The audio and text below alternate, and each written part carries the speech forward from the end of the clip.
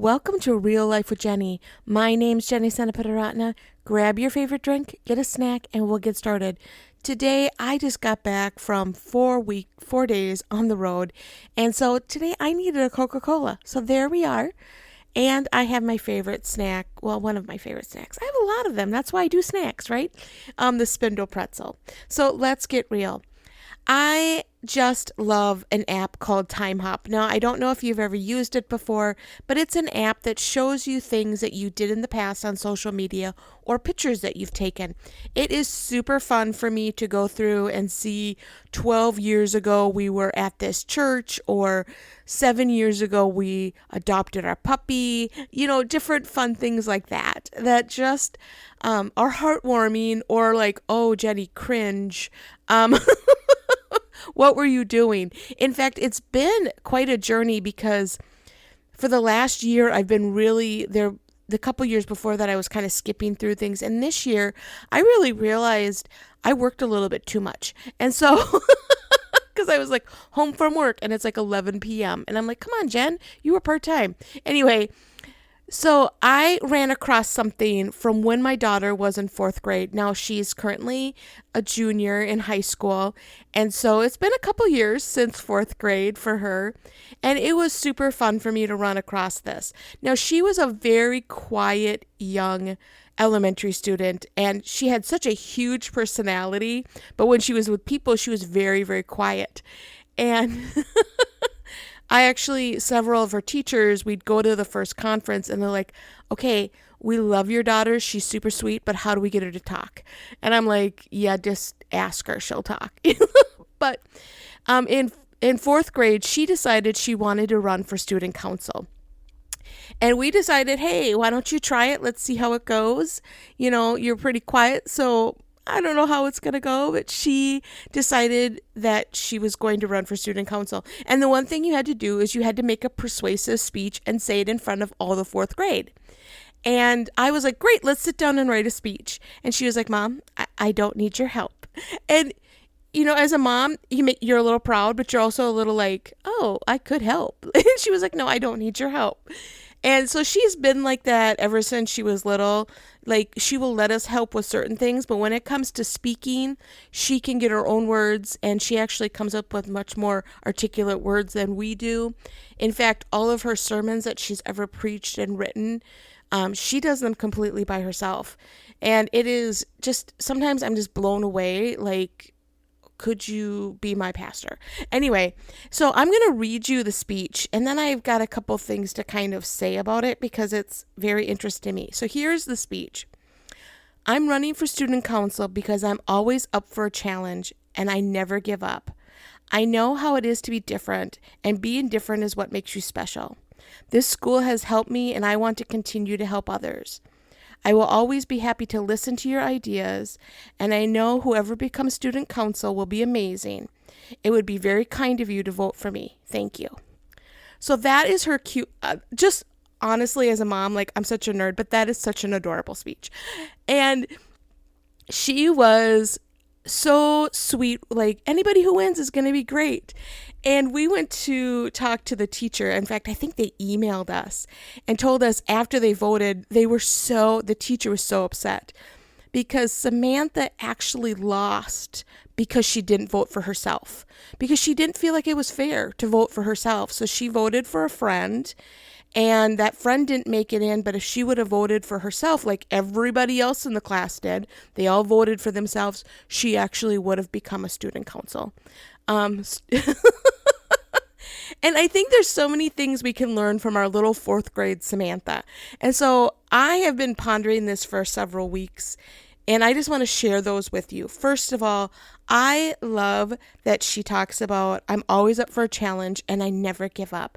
Now, if you know my daughter at all, you know that is 100% true.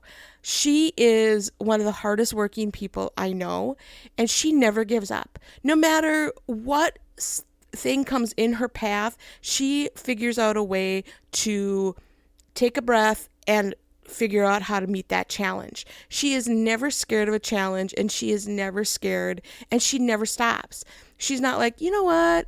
I'm really not good at this. I'm just not going to do it. She's like, no, I'll just get a little bit better. Once I'm a little bit better, then I can make the decision whether I like it or not.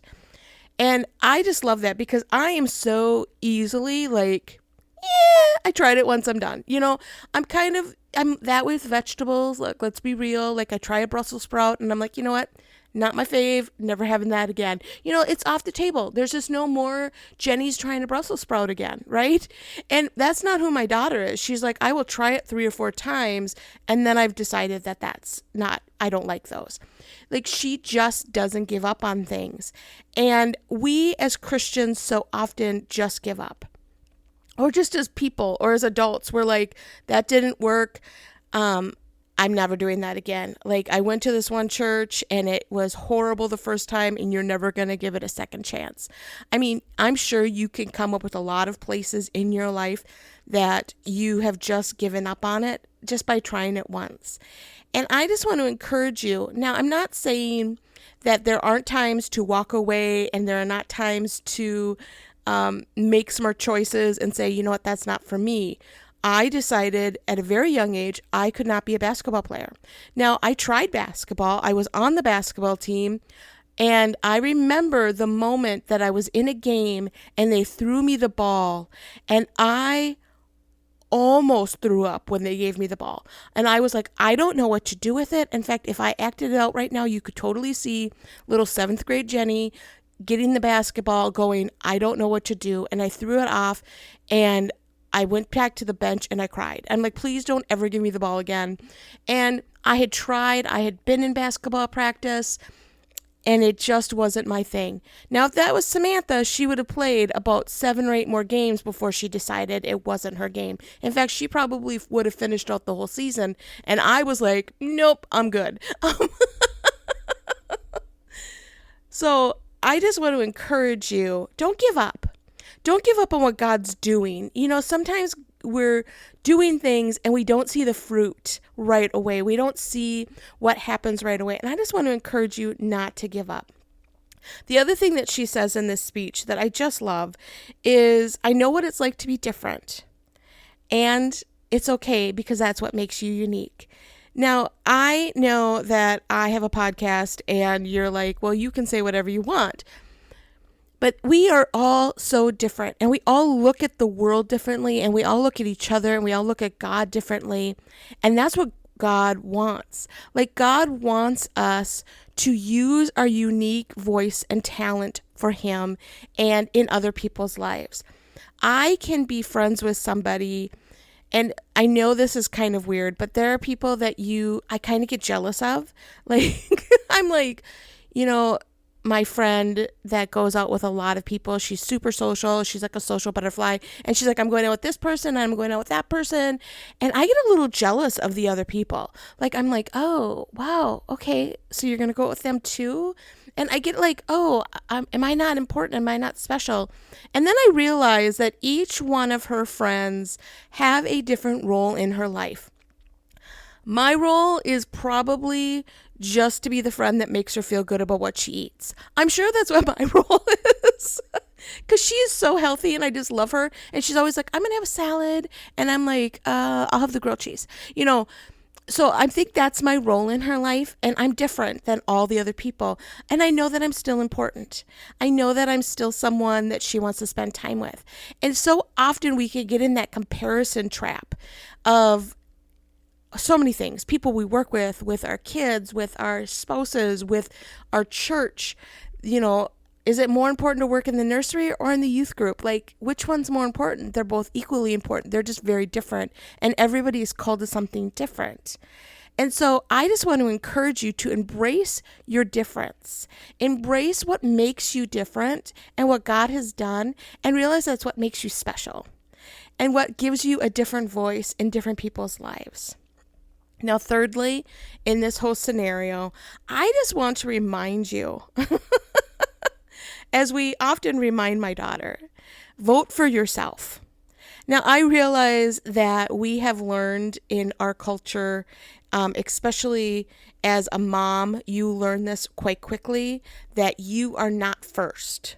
That is what they say until you get on an airplane and they're like, put the mask over your face first and then put it on your child. That's what they say for very good reasons, because so often we put everybody else's needs first.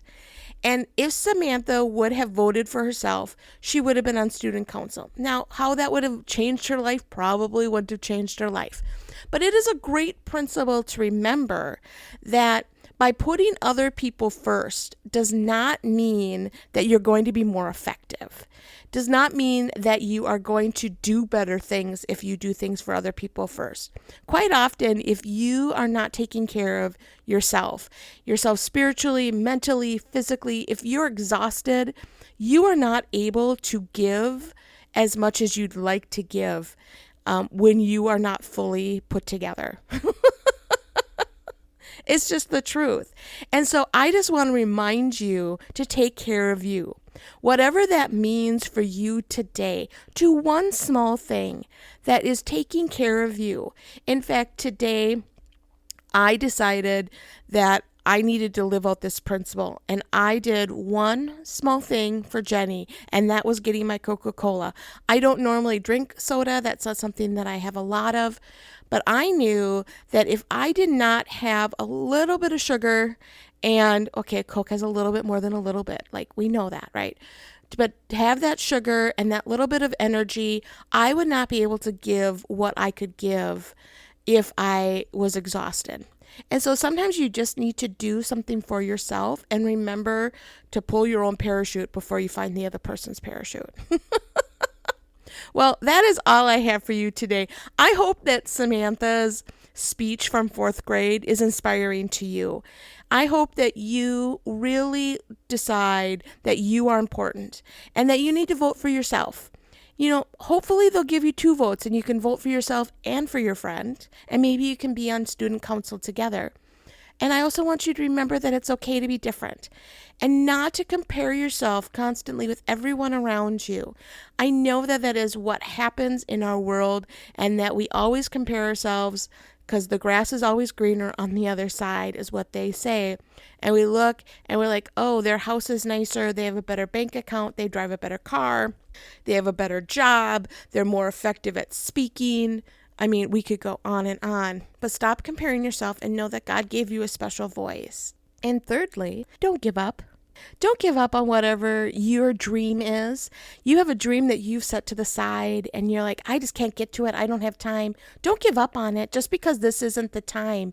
Like my good friend says to me all the time, is it not now or not ever? Don't give up if it's not now.